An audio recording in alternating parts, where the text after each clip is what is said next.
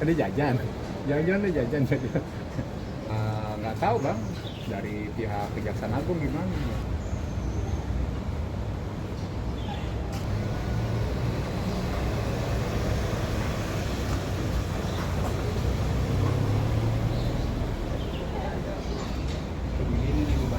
Satu soal predicate crime.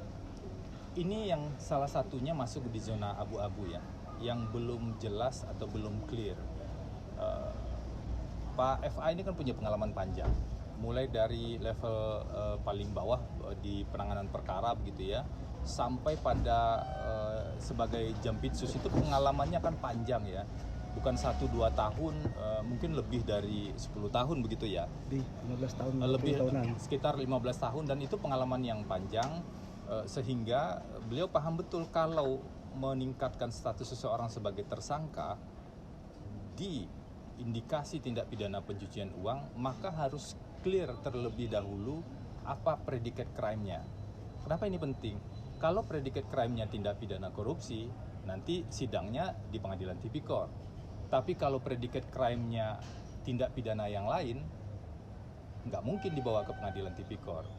Undang-Undang 8 tahun 2010 itu mengatur ada 25 jenis predicate crime. Ditambah satunya ini ancaman pidana yang 4 tahun lebih. Nah, ini kan harus clear. Predicate crime-nya itu apa dan perbuatan yang mana. Ini juga jadi poin bagi kami untuk didalami lebih lanjut, karena belum jelasnya predicate crime dalam tindak pidana pencucian uang ini. Maka tentu ini kewajiban dari penyidik di Kejaksaan Agung ya, untuk menelusuri. Silakan saja ditelusuri, kan mereka punya kewenangan. Tapi bagi kami itu jadi pertanyaan, sampai dengan tadi diskusi masih jadi pertanyaan, sebenarnya apa predicate crime-nya. Pertanyaan ini menjadi relevan kalau kita hubungkan dengan Kejaksaan Agung baru menerbitkan 3 sprindik. 3 sprindik plus 1 penetapan tersangka. Di sprindik yang lain, jadi belum ada penetapan tersangka yang dilakukan Kejaksaan Agung untuk tindak pidana asalnya. Makanya wajar jadi pertanyaan, ini tindak pidana asalnya di mana? 3 sprindik yang lain selain penetapan tersangka Jumat kemarin itu masih sprindik yang sifatnya umum.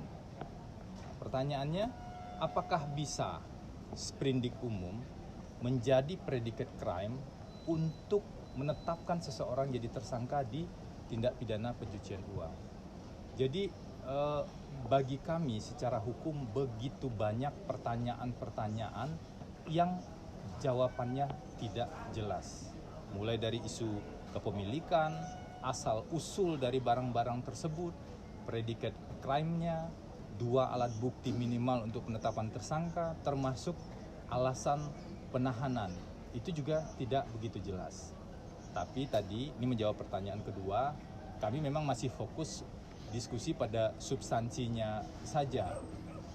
Belum ada informasi tentang misalnya rencana pemeriksaan berikutnya kapan, itu kami tunggu saja informasi dari Kejaksaan Agung gitu.